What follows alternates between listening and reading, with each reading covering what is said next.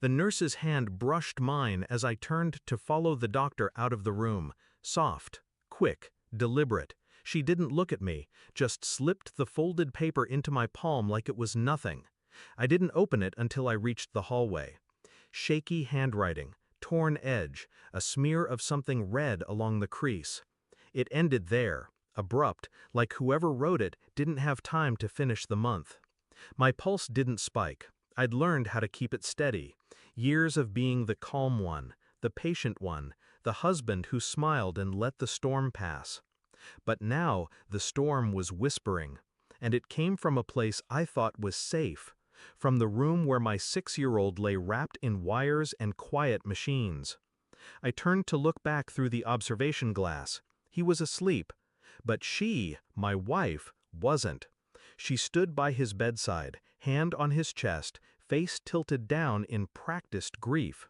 Too still, too composed.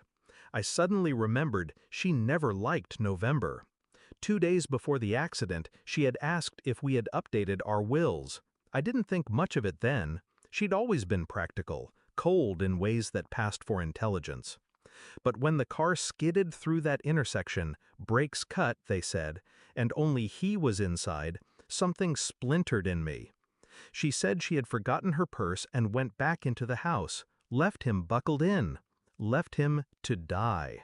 That's what kept circling in my head as the nurse's note burned in my pocket like a match still hissing.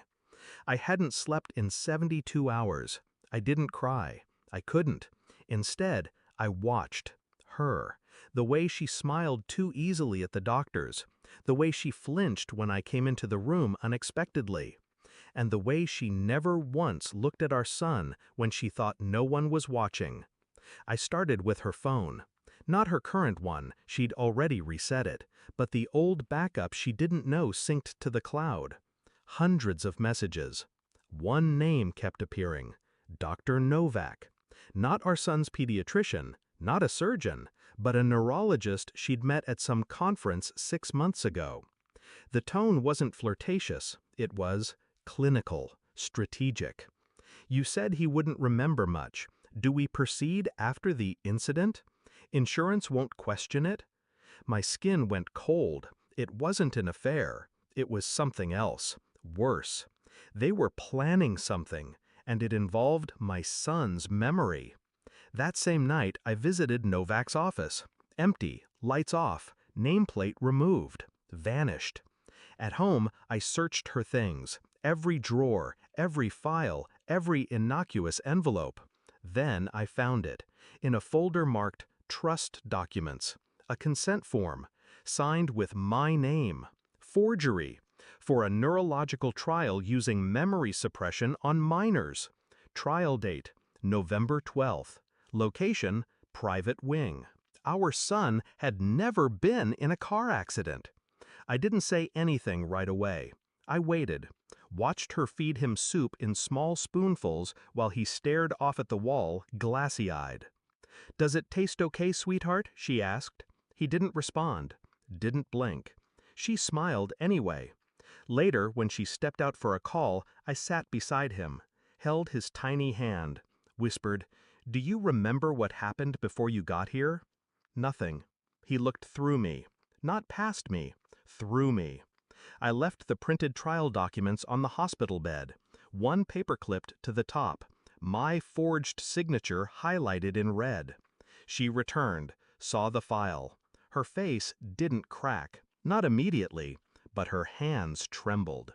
She reached for the chair and missed. "You weren't supposed to find that." I filed for emergency guardianship the next morning. The hospital's legal team received a formal complaint. The nurse who gave me the note testified quietly, anonymously. Dr. Novak's license was under review before the week ended. But that wasn't the revenge. No, that came later. I walked into the hospital lobby. She was seated in a chair by the window, waiting. She looked up, expectant, nervous. "He'll forget this. He won't remember any of it. That's what the treatment was for." I sat across from her, calm, controlled. "He already forgot one parent." She blinked. "What?" "You." I handed her the paper, a legal order, full custody, restraining terms, hospital ban. She reached out with shaking hands. I didn't let go of the paper.